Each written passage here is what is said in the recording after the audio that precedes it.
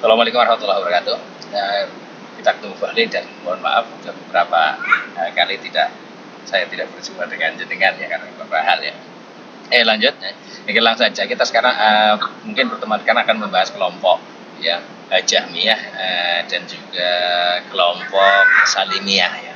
Nanti berkaitan masih sekte sebelum Aswaja ya.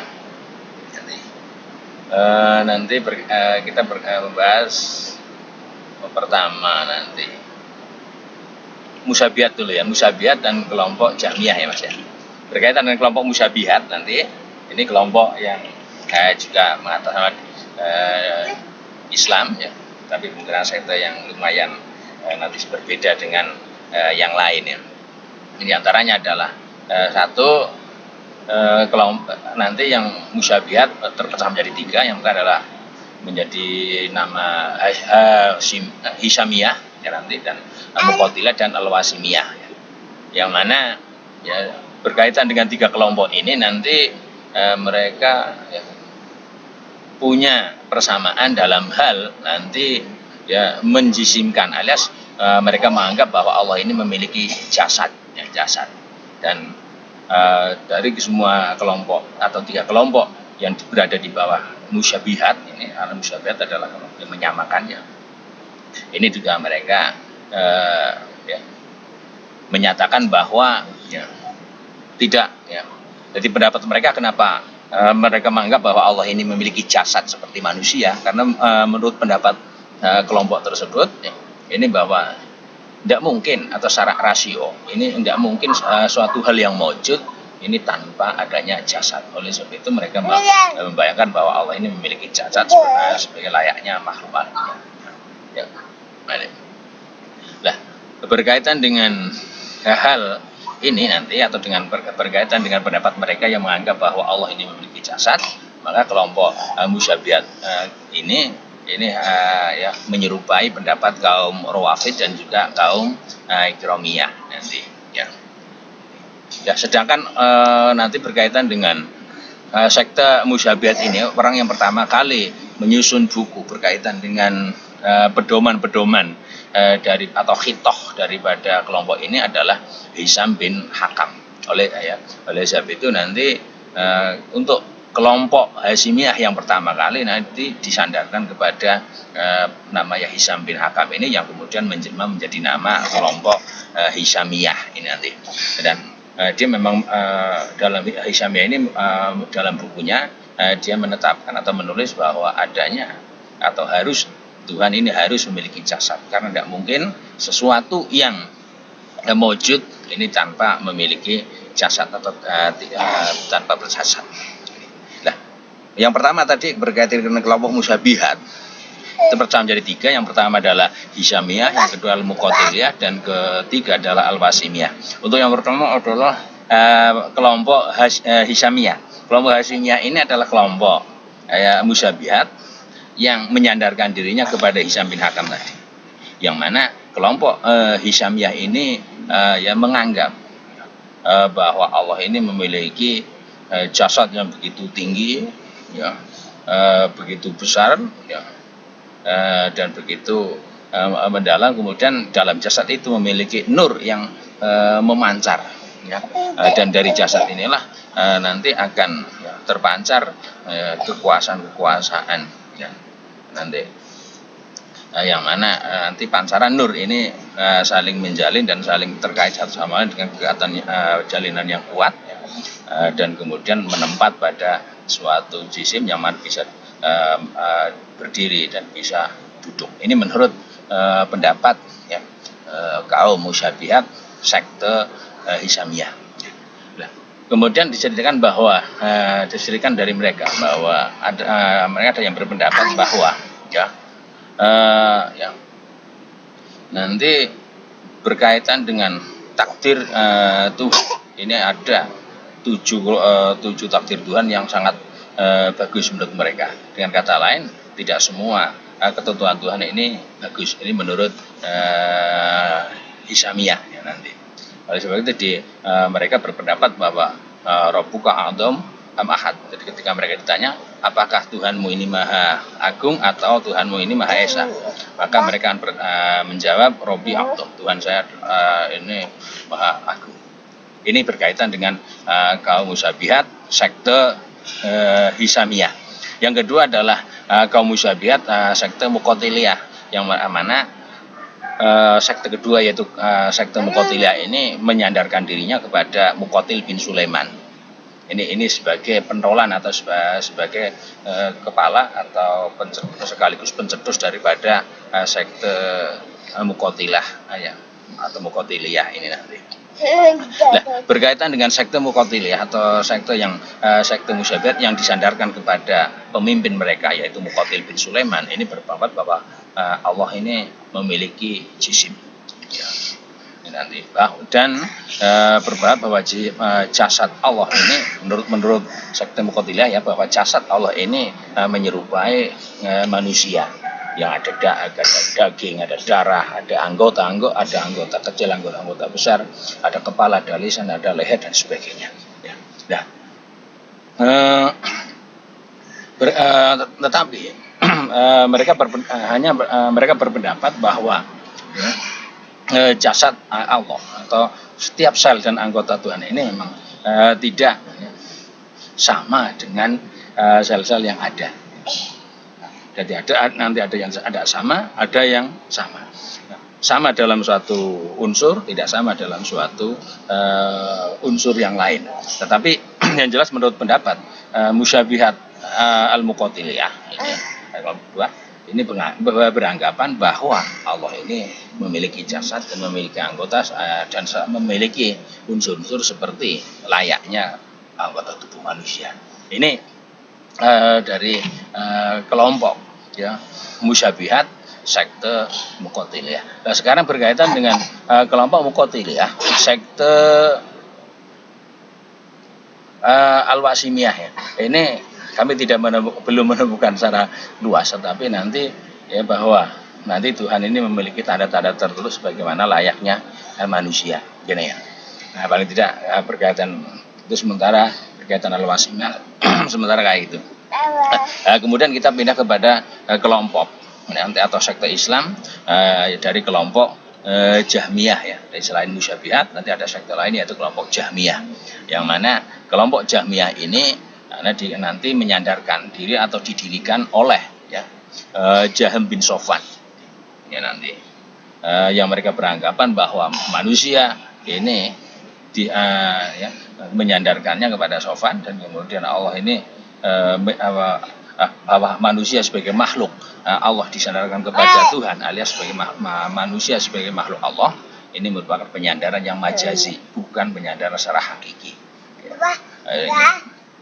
Nanti sebagaimana misal penyandaran majazi bukan atau konotasi bukan denotasi adalah seperti misal tingginya pohon kurma misal, atau kita menemukan buah, ini merupakan hal ya penyandaran yang konotasi bukan yang hakiki.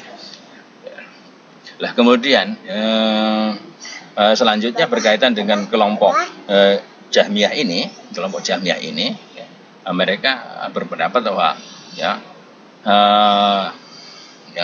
Allah ini adalah sesuatu. Allah adalah sesuatu sebagaimana yang manusia, dan mereka berpendapat bahwa ilmu atau pengetahuan Tuhan ini berkembang dan kadang ada, tidak ada, kemudian ketika ada pengetahuan yang baru maka ilmu Tuhan akan baru lagi. Dengan kata lain, pengetahuan Tuhan ini menurut kelompok Jahmiyah ini berkembang dan muncul seperti adanya pengetahuan manusia. Seperti pengetahuan kita, misalnya dulu tidak ada, kemudian tidak ada, terus kemudian ketika ada masalah lagi kita belum punya lagi, kemudian ketika belajar kita akan menemukan lagi, dan begitu seterusnya berkaitan dengan ilmu Allah. Sehingga berkaitan kelompok Jahmiyah ini, mereka tidak mau untuk menganggap, mereka tidak mau menyatakan bahwa Allah ini bersifat ngalim, Allah bersifat maha mengetahui dengan segala sesuatu. Ini mereka tidak mau, karena menurut mereka keilmuan Tuhan ini ini kadang seperti kondisinya manusia. Misal kita dulu tidak ngerti, kemudian setelah belajar ngerti, begitu saja. Sehingga menurut pendapat kaum Jahmiyah, Allah tidak bersifat alim, tidak bersifat maha mengetahui. Ini yang jelas bertentangan dengan apa yang kita ketahui. Ya. Sehingga mereka berkaitan dengan surga, dan neraka menurut paham Jahmiyah. Ya. Ini mereka berpendapat bahwa surga dan neraka ini adalah keduanya tidak ada. Jadi menurut kaum Jahmiyah, surga dan neraka ini tidak ada. Paling tidak saat ini belum ada, dan bisa jadi nanti tidak ada. Selanjutnya berkaitan sifat-sifat Tuhan yang kadang kita dengar bahwa sifat Tuhan ini memiliki sifat 20 wajib, sifat 20 mustahil dan 1 jaiz. Ini kelompok Jahmiyah ini menganggap bahwa itu semua tidak ada. Kemudian berkaitan madhabnya Jahm bin Sofwan. Ini bahwa Jahm bin Sofwan ini ada di hasilnya mereka menempat Jahm adalah orang penduduk di negeri Tirmiz, kota yang ada yang berpendapat bahwa Jahm bin Sofwan adalah seorang yang berdomisili di Marwah, dan Jahm bin Sofwan ini memiliki beberapa karya yang berkaitan dengan pendapat-pendapat yang dia utarakan tentang ketakutan dan keyakinannya ini. Dan kemudian Jahm bin Sofwan akhirnya dibunuh oleh Muslim bin Akhwar al-Mazani. Yang selanjutnya adalah nanti ada sekte Jahmiyah yang kemudian disebut dengan sekte Diroriyah. Sekte Diroriyah ini nanti disandarkan kepada Diror bin Amr. Adapun pendapat daripada sekte Diroriyah atau khususnya adalah kelompok mereka yaitu Diror, bahwa jasad Tuhan ini merupakan materi atau merupakan benda-benda yang terkumpul.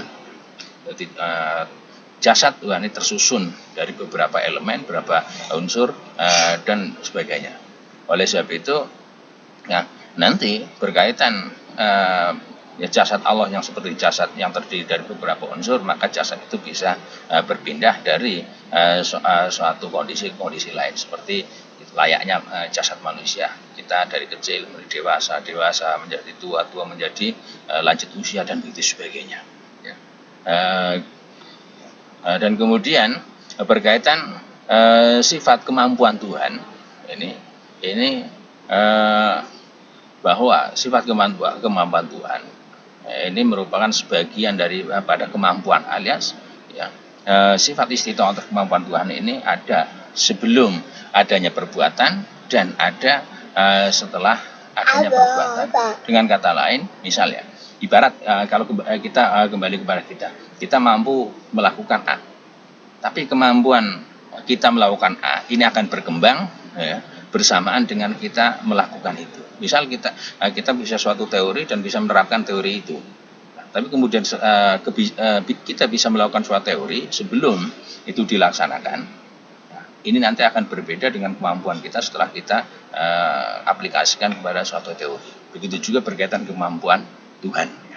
Selanjutnya pendapat kaum Diroriyah ini selanjutnya adalah mereka, khususnya Diror bin Ajam ini ingkar, alias tidak mau menerima qiraah yang disampaikan oleh Abdullah bin Mas'ud atau Ibnu Mas'ud, dan juga tidak mau menerima qiraah yang disampaikan oleh Ubayyah bin Ka'ab. Padahal kalau kita melihat hadis sahih dan juga melihat kepada kesejarahan Islam, Abdullah bin Mas'ud dan Ubayyah bin Ka'ab ini merupakan 2 dari 4 orang ahli Quran yang pernah disebutkan oleh Nabi. Selanjutnya adalah sekte Najariyah. Sekte Najariyah ini adalah sekte yang menyandarkan dirinya kepada Husain bin Muhammad An-Najjar. Jadi sekte Najariyah adalah suatu sekte atau sekte Islam yang menyandarkan dirinya kepada Husain bin Muhammad bin Najjar.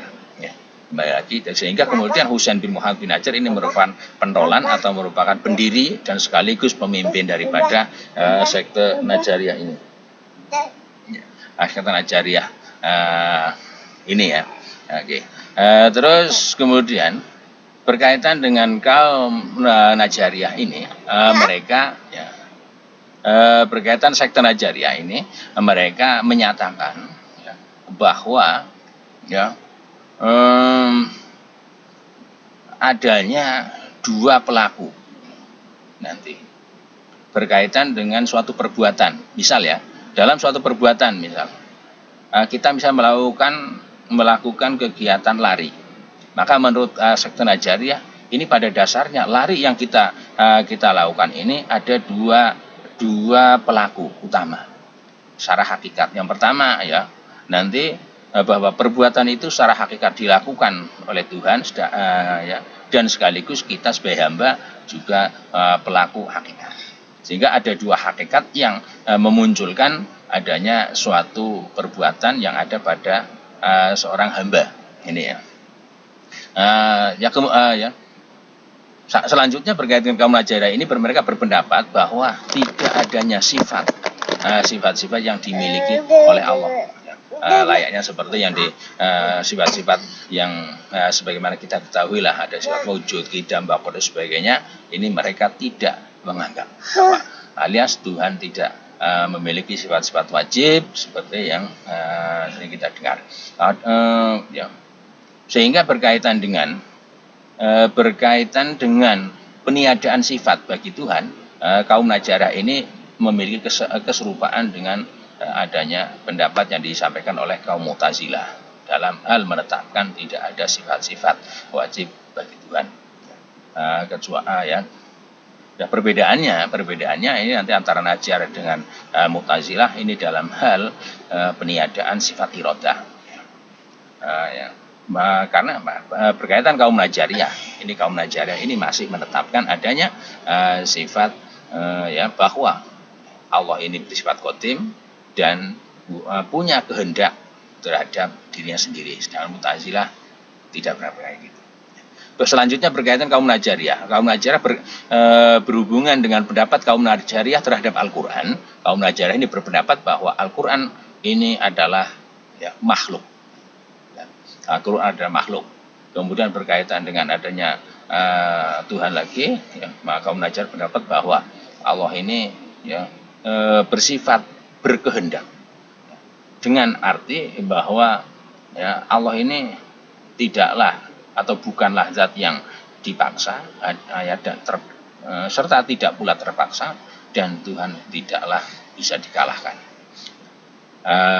Dan Tuhan bersifat mutakalim, dalam arti menurut kaum Najariyah bahwa Allah yang bersifat mutakalim berarti Allah ini tidak lemah, alias Allah mampu untuk berkalam atau berbicara. Ini Najariyah. Dan ya, Allah ini Allah senantiasa ya, bersifat dermawan. Ya. Dengan kata lain, sifat Allah yang bersifat dermawan ini bahwa menurut Najariyah tidak henti-hentinya Allah ini selalu bersifat dermawan dan tidak pernah bersifat kikir atau pelit. Ya. Berkaitan dengan ya, pendapat-pendapat yang dikokohkan oleh sekte Najariyah ini, maka sekte Najariyah ini sesuai dengan madhabnya Ibnu Aun dan Ibnu Yusuf Ar-Razi, dan dan sesuai dengan kebanyakan pendapat-pendapat yang disampaikan oleh suku suku Kosan ya. Selanjutnya adalah sekte Kilabiyah. Nah, ini berarti sekte Kilabiyah adalah sekte yang menyandarkan dirinya kepada Abdullah bin Kilab. Inilah dalam sekte Kilabiyah ini beranggapan bahwa sifat-sifat yang dimiliki oleh Allah ini berbeda dengan Najariyah tadi ya. Kalau Najariyah meniadakan beberapa sifat Tuhan, tapi di sini berkaitan Kilabiyah ini menetapkan adanya sifat Tuhan. Hanya saja bedanya menurut pendapat kaum Kilabiyah bahwa sifat-sifat Tuhan ini tidaklah bersifat qadim ya, dan tidak pula bersifat kudus atau baru. Nah, ini yang berarti kayak apa ini? Tidak dulu, tidak kodim, dan juga tidak baru. Ya, ini pendapat mereka. Ya, nanti. Dan Abdullah bin Kilab ini berpendapat bahwa saya tidak berpendapat bahwa sifat Tuhan adalah sifat itu ya bentuk Tuhan. Dengan kata lain, antara sifat Tuhan dengan Tuhan ini merupakan dua dimensi yang sangat berbeda. Ya. Tapi di sisi lain bahwa sifat-sifat Tuhan ini juga bukan bukan selain daripada Tuhan. Kira-kira gimana ini? Jadi gambarannya bicara mereka. Gambarannya ini kalau kembali ke kita misal, ya sifat kita, sifat saya, ya itu adalah diri saya, dan sifat saya, ya jika bukan sifat saya maka itu bukan saya. Dengan kata lain kalau kayak gitu maka menurut kaum Kilabiyah antara sifat Tuhan dengan zat Tuhan adalah suatu hal yang sama dan satu. Ya. Sedangkan berkaitan dengan makna istiwa, Tuhan menempat di ngaras misalnya, sumastawa ngalang ngaras ya, Tuhan menempat pada ngaras. Maka kaum Kilabiyah ini berpendapat ya, dengan adanya berpaling atau tidak adanya cara kita ini berkelak-kelok ya, lurus. Oleh sebab itu berkaitan dengan adanya sifat istawa atau sifat menempatnya Tuhan seperti yang disampaikan dalam surat Toha ayat 5 yaitu yang berbunyi Ar-Rahmanu ngalal ngarsy istawa, sifat Ar-Rahman Tuhan yang bersifat belas kasih ini menempatnya di aras. Nah, ini menurut pendapat kaum Kilabiyah ya, bahwa ya, Allah ini ya tidak henti-hentinya ya, berada pada posisi apa yang Allah ini ada sebelumnya. Dengan kata lain, misalnya jika sejak dulu Allah misalnya kita gambarkan, misal sejak dulu Allah ini duduk, maka tidak hentinya Allah sampai sekarang masih dalam kondisi duduk. Ini kan menurut Kilabiyah ya, karena istawa ini berarti dia bermakna tetap dan tidak pindah dari satu ke hal yang lain. Oleh sebab itu jika Tuhan dulu cara penanya adalah duduk, maka sampai sekarang duduk. Nah, ini akan bertentangan dengan ada ayat lain yang misal dalam surat Ar-Rahman yang menyatakan bahwa kula yaumin huwa fi sya'n. Ini yang pertama ke sana nanti. Ya.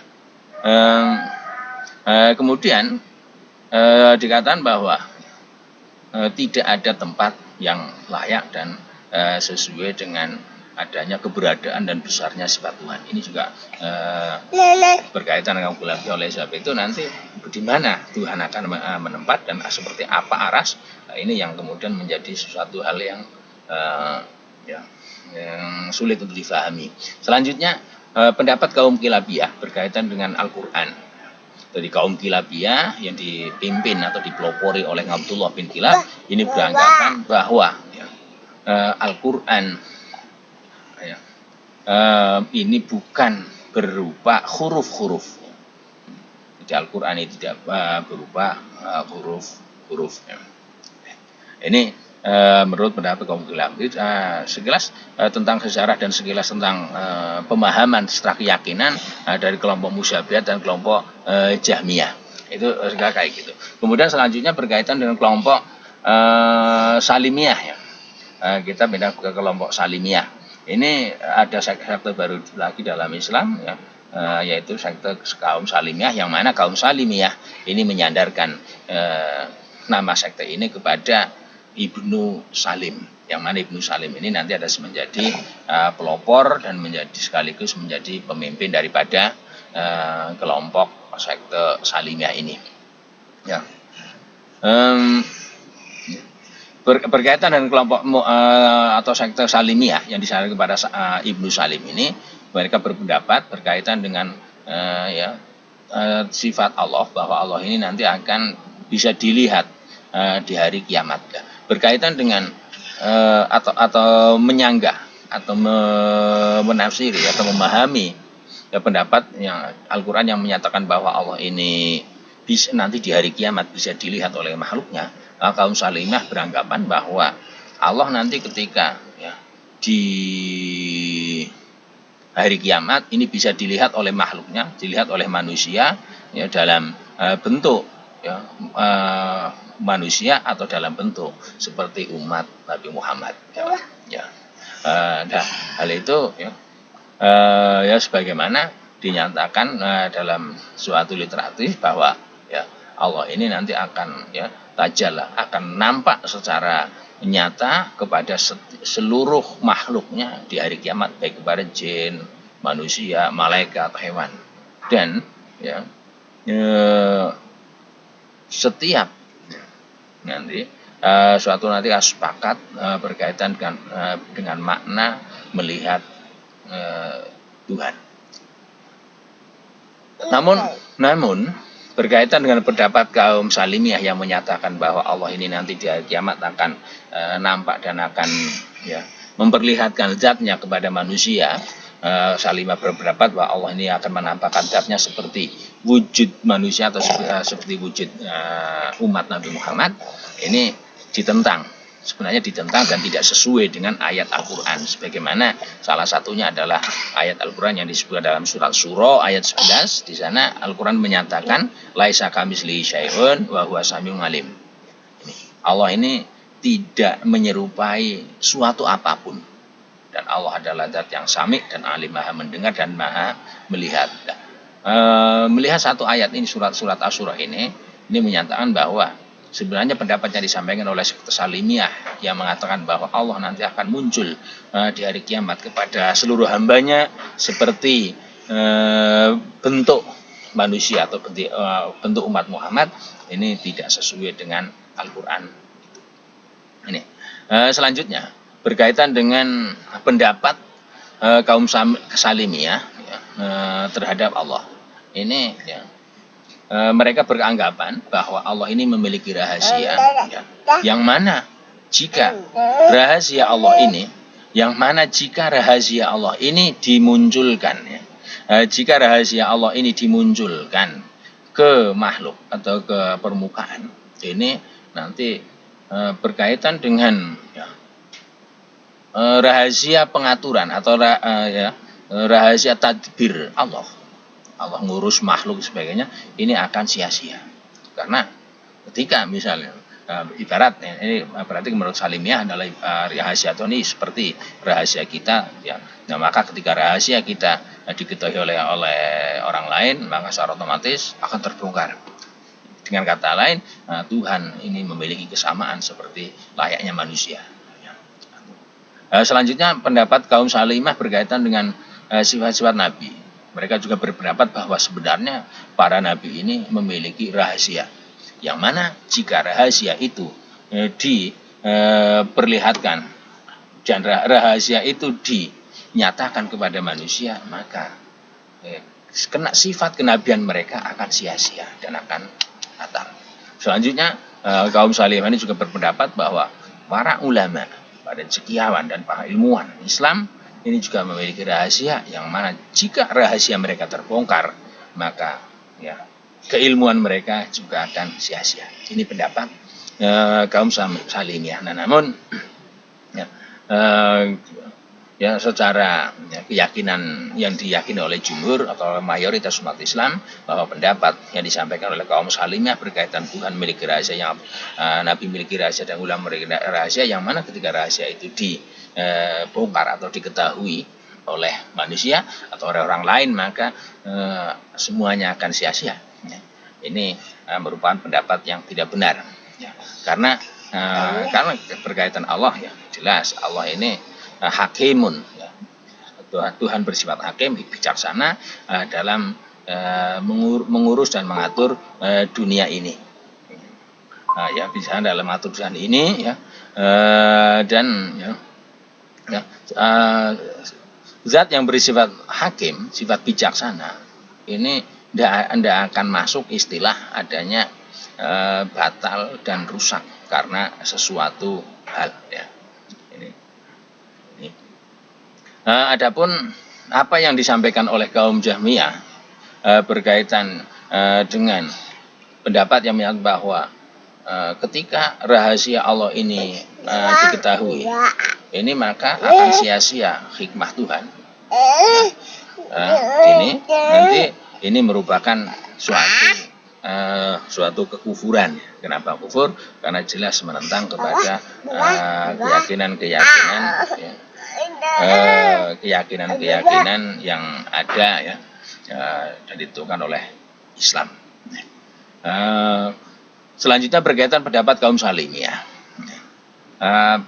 Kaum Salimiyah berpendapat bahwa kaum kufar, ya, mereka berpendapat bahwa kaum kufar ini nanti mampu melihat Allah di akhirat dan Allah akan menghisab pada kaum kafir itu. Dengan kata lain, pada waktu menghisab atau waktu penghakiman ini orang-orang kafir ini mampu melihat Allah tatap muka seperti layaknya ya suatu narapidana yang berhadapan dengan hakim agung. Ini menurut pendapat mereka.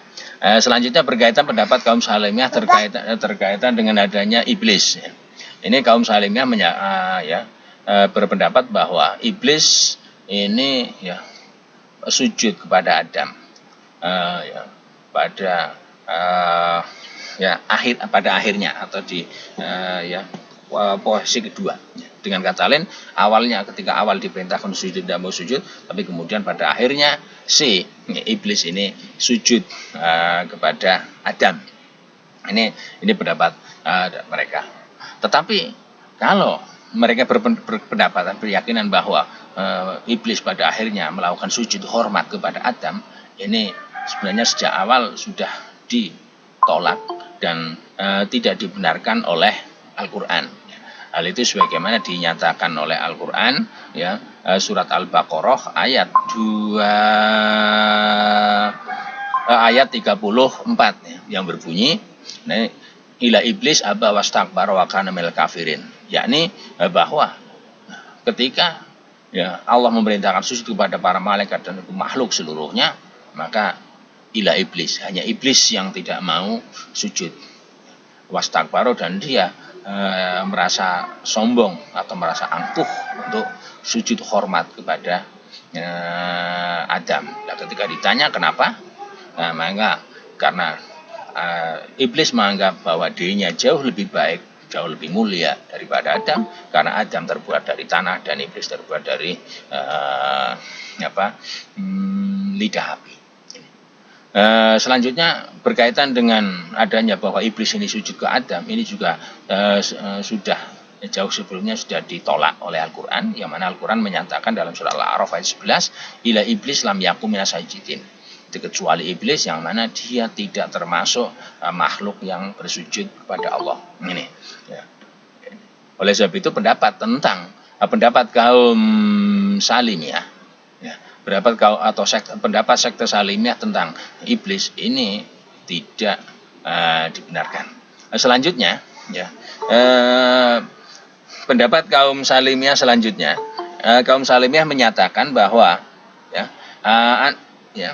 iblis ini belum pernah atau tidak pernah masuk surga. Nah, berkaitan dengan pendapat mereka yang mengatakan bahwa iblis tidak pernah masuk surga, ini juga ditentang dan ini juga tidak dibenarkan oleh Al-Qur'an. Sebagaimana disebutkan dalam Al-Qur'an nanti ya, dalam surat Hijr ayat 24 ya, nanti, dan surat Shad ya, ayat 77. Ketika itu dijelaskan di sana fakhruj minha fa innaka rajim, yang mana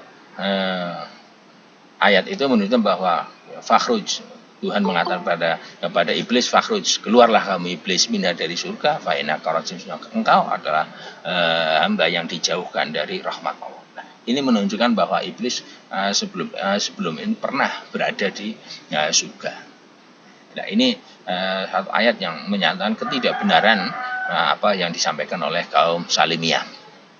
Selanjutnya berkaitan dengan pendapat kaum Salimiyah ini, yang mana ketika kemarin Syiah mengatakan bahwa Jibril pernah salah mengirim wahyu. Nah, sekarang berkaitan kaum Jahmiyah berpendapat bahwa Jibril ini ya pernah atau Jibril Jibril datang kepada Nabi Muhammad SAW, ya, dan Jibril tidak henti-hentinya berada di tempatnya. Padahal kalau kita melihat nanti Jibril datang kepada Nabi dalam bentuk dan dalam kondisi yang sangat berbeda, sebagaimana yang ada dalam akhir surat Surah, ya, ayat ini nanti. Jadi wa makana Allahu ayu kalimahu ila wahyan aw miwaro hijab sebagainya. Selanjutnya berkaitan dengan pendapat kaum Salimiyah tentang Allah, ya. Yang mana ya, jadi pendapat kaum Salimiyah, ya, yang mana juga disebut dalam Al-Quran dan juga meyakini kita bahwa Allah ini pernah mengajak komunikasi dan mengajak bicara langsung kepada Nabi Musa. Kemudian berkaitan hal itu, maka pendapat kaum Salimiyah menyatakan bahwa Allah ini ketika mengajak bicara kepada, ya, Nabi Musa, maka ketika itu Nabi Musa, ya, membanggakan akan dirinya, maka Musa membanggakan akan dirinya. Maka ketika Musa membanggakan akan dirinya, karena apa? Dia merasa bangga diajak bicara langsung oleh Allah. Maka ketika itu Allah mewahyukan kepada Musa, ya, yang mana intinya, ya Musa, jabuka nafsaka. Musa, apa engkau merasa bangga dan merasa, ya, besar hati, tangujub akan dirimu, dan engkau memanjangkan pandangan matamu alias ya, cara pandang keangkuhan, sombong, ya. Maka ketika itu Musa, ya, memanjangkan alias, ya, maka Musa kemudian memanjangkan matanya memandang jauh, ya, dan ketika itu maka dia melihat adanya 100 tahapan, ya. Ada 100 tahap, yang mana pada setiap tahapan pandangan itu Musa sendiri melihat Musa, ya. Ini pendapat mereka. Ini ya sulit kita paham, ya. Berkaitan dengan pendapat-pendapat yang disampaikan oleh kelompok atau sekte Salimiyah ini merupakan pendapat-pendapat yang mungkar, ya, yang menurut, ya, mereka orang yang memiliki literasi, ya, literasi sumber yang kuat, yang diruntut sampai kepada sumber pembawa ajaran yaitu Nabi kita, ini merupakan pendapat-pendapat yang mungkar, pendapat yang tidak benar, dan juga yang dikuatkan oleh para sahabat hadis, ya. Karena jelas, ya, dalam literasi yang ada, Nabi kita Muhammad SAW ini telah mengancam kepada siapa yang mendustakan kepadanya. Padahal Nabi menginformasikan, ya, tidak seperti apa yang disampaikan oleh kaum Jahmiyah. Ya, oleh sebab itu dalam suatu hadisnya, ya, hadis sahih, Nabi mengatakan bahwa man kadzaba alayya muta'ammidan falyatabawa maq'adahu minan nar. Siapa saja yang melakukan kedustaan terhadap saya dengan kesengajaan, maka hendaknya dia menempati tempat duduknya di neraka. Nah, berkaitan dengan pendapat-pendapat yang disampaikan oleh kaum Salimiyah tadi, ini merupakan pendapat-pendapat yang sangat bertentangan dengan apa atau syariat yang disampaikan oleh Nabi kita. Selanjutnya masih berkaitan dengan kelompok sekte Salimiyah. Ya, kalau sekte Salimiyah ini juga berpendapat bahwa, ya, Allah ini, ya, menginginkan, ya, ketaatan dari hambanya, dan Allah ini tidak menginginkan adanya kedurhakaan dari hambanya. Padahal, ya, padahal Allah ini kalau melihat, ya, Allah sendiri, Allah yang Maha Agung dan Maha Mulia, ini menghendaki ketaatan dari hambanya, dan tidak menginginkan dari mereka. Nah, berkaitan dengan pendapat kaum Salimiyah atau sekte Salimiyah yang mengatakan bahwa Allah ini menghendaki ketaatan dari hambanya dan tidak menghendaki kedurhakaan. Ini, ya, ini secara, ya, literasi ini juga dianggap suatu kebatalan atau ketidakbenaran ya, yang dilakukan oleh kaum Salimiyah ini. Kenapa? Karena Allah ini dalam surat Maidah ayat 41 pernah ya berfirman, "Wa man yuridillahu fitnatahun falan tamlika lahu minallahi syai'a."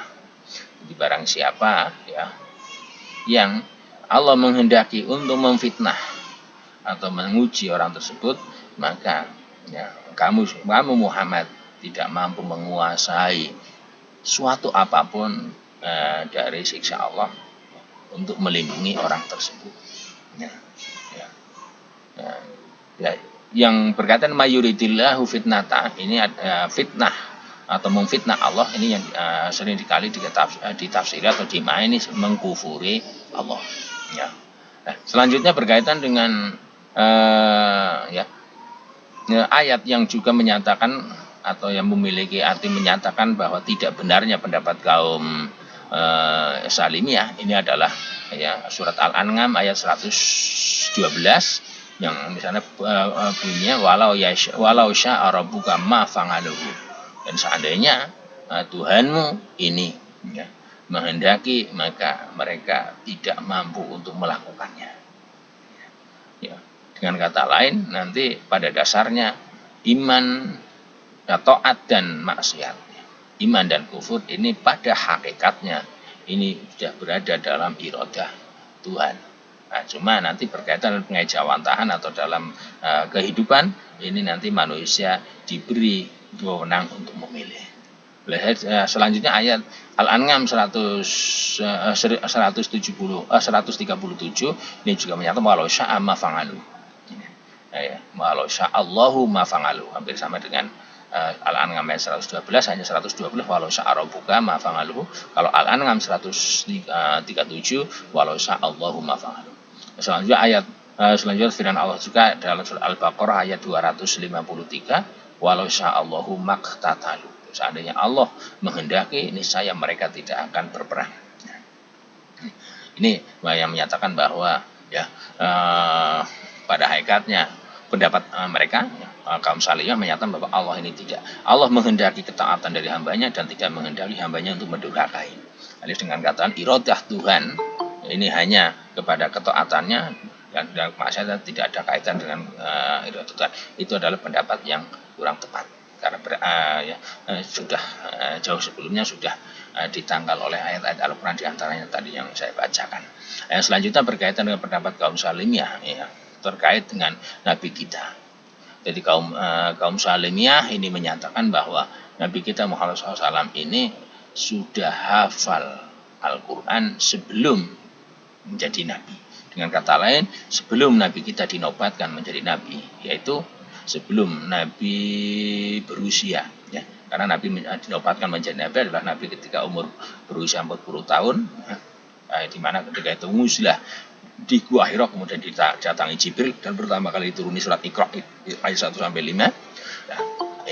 Nah, ini menurut yang sampai kepada kita. Kemudian berkaitan kaum Salimiyah ini menyatakan bahwa tidak, Nabi Muhammad, ini pendapat kaum Salimiyah ya, tidak, Nabi Muhammad ini sudah hafal Al-Quran sebelum dia diangkat menjadi Nabi. Nabi Muhammad sudah hafal Al-Quran sebelum dia didatangi oleh Jibril. Ini menurut pendapat kaum Salimiyah. Tetapi pendapat kaum Salimiyah ini sebenarnya jauh sebelumnya sudah ditolak dan sudah dianggap tidak benar oleh ayat Al-Quran. Sebagaimana disebut dalam Al-Quran tentang dustanya dan tidak benarnya pendapat yang disampaikan oleh kaum Salimiyah itu. Yaitu diantaranya adalah surat Asy-Syura ayat 52. Di sana Tuhan berfirman, makun tadrimal kitab walal iman. Yang mana kamu Muhammad ini belum mengetahui apa itu kitab dan apa itu iman, kecuali setelah mendapatkan wahyu. Atau yang selanjutnya Al-Quran yang menyatakan tidak benarnya pendapat kaum Salimiyah yang menyatakan Nabi hafal Al-Quran sebelum jadi Nabi adalah surat Al-Ankabut ayat 48. Wa ma kunta tatlu min qablihi min kitabin wala takhudhu bi yaminik. Ini, dan tidaklah kamu sudah membaca Al-Quran sebelumnya dari kitab-kitab yang terdahulu dan kamu tidak pernah menulisnya dengan tangan kanan. Dan kata lain, sebelum jadi Nabi dan sebelum mendapatkan wahyu serta sebelum didatangi oleh Jibril, Nabi tidak pernah membaca kitab apapun, apalagi kitab Al-Quran, dan Nabi juga tidak pernah menulis kitab apapun, dan juga tidak pernah menulis tentang kitab Al-Quran. Selanjutnya berkaitan pendapat kaum Salimiyah yang tidak benar berdasarkan dengan Islam yang umum. Pertama adalah pendapat kaum Salimiyah yang menyatakan bahwa Allah ini membacakan sesuai dengan bahasa setiap orang yang membaca. Allah membaca Al-Quran, Allah membaca firman-Nya sesuai dengan bahasa setiap orang yang membaca. Oleh sebab itu, ketika mereka mendengar Al-Quran dari seorang yang ahli bacaan, maka pada dasarnya orang itu mendengarkan Al-Quran langsung dari Allah. Dengan kata lain, menurut pendapat kaum Salimiyah misalnya, ketika Anda semua atau kita semua mendengarkan Al-Quran, misal dari MP3, maka berarti ketika itu juga kita sedang mendengarkan Al-Quran langsung dari Allah. Ketika Anda atau kita semua mendengarkan seorang ulama sedang membaca Al-Quran, maka secara otomatis kita sedang mendengar bacaan Al-Quran langsung dari Allah. Ini menurut pendapat kaum Jahmiyah, yang mana tadi Allah ini akan membacakan Al-Quran melalui lesan setiap orang yang membaca Al-Quran. Oleh sebab itu nanti kalau pendapat kayak gitu bisa dipahami bahwa siapapun yang mendengar bacaan Al-Quran dari orang lain, pada dasarnya dia sedang mendengarkan Al-Quran langsung dari Allah. Nah, jika kayak gitu, maka pendapat ini serupa dengan adanya faham hulul. Dengan kata lain, faham yang menyatakan bahwa Allah ini menempat pada suatu benda tertentu. Padahal Tuhan ini tidak hulul. Nanti bisa jadi akan berkembang menjadi adanya Tuhan menitis kepada manusia, titisan dewa. Ini pendapat kurang tepat ya, kurang tepat. Ini. Nah, karena apa? Ini nanti akan kalau kita ikut berkeyakinan kayak gitu, bahwa misalnya ketika Anda di kelas mendengar dosen Anda membaca suatu ayat, terus Anda berkeyakinan bahwa saya ini sedang mendengar ayat langsung dari Allah yang membacakan, ini bahaya. Nah, kemudian yang sifat Allah dosen Anda atau yang mana? Ini nanti bisa diplesetkan dan bisa menjadi suatu kesalahan fatal. Jika itu menjadi kesalahan fatal yang kayak gitu, maka hal itu akan bisa menjadi suatu penyebab adanya kekufuran kita. Nah, selanjutnya berkaitan pendapat kaum Salimiyah juga yang tidak tepat adalah bahwa mereka menyatakan bahwa Allah ini ada di setiap tempat dan tidak ada bedanya antara Allah yang berada di aras dan berada di selain aras, dari tempat-tempat yang lain. Dengan kata lain, Allah ini bisa menempati suatu tempat dengan bisa pindah-pindah, dan antara Allah menempat di aras istawa ngalang ars maupun dengan tidak di aras, ini tidak ada bedanya. Ini menurut pendapat daripada kaum Jahmiyah ya. Ini nanti. Ya, ini kira-kira kayak gitu. Atau gimana saya yang jelas nanti ini yang perlu kita cermati bersama ya. Yang perlu kita cermati bersama. Ya, oleh sebab itu nanti kita sangat perlu untuk belajar dan untuk mempelajari sehingga menguatkan keyakinan kita, sehingga diharapkan keyakinan kita ini sesuai dengan ajaran-ajaran yang disampaikan oleh Nabi kita. Ya, Nah, kira-kira ya, pertemuan kali ini demikian ya, karena nanti saya jam 10 ada rapat fakultas lagi, mohon maaf ya. Mudah-mudahan ada manfaatnya. Dan mudah-mudahan kalau enggak, nanti kalau sempat nanti mungkin file MP3-nya akan saya kirimkan atau kayak saya masukkan ke ke sistem akademik. Kira-kira terima kasih ya, dan mohon maaf ya, pada semuanya ya. Nanti saya sambil lihat dulu tadi yang dua baru masuk, Wahidatul Mukarramah dengan Winda ya, yang baru ikut bergabung ya. Kira-kira gitu ya.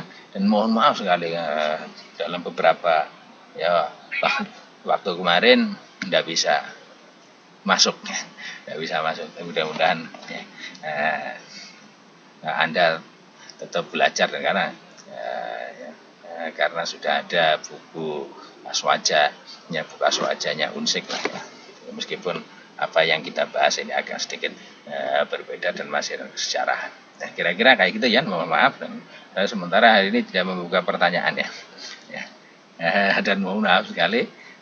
Dan mudah-mudahan ada manfaat bagi kita semua, dan mudah-mudahan kita selamat dunia akhirat, sukses ya dunia akhirat ya. Wabillahi taufiq wal hidayah. Assalamualaikum warahmatullahi wabarakatuh.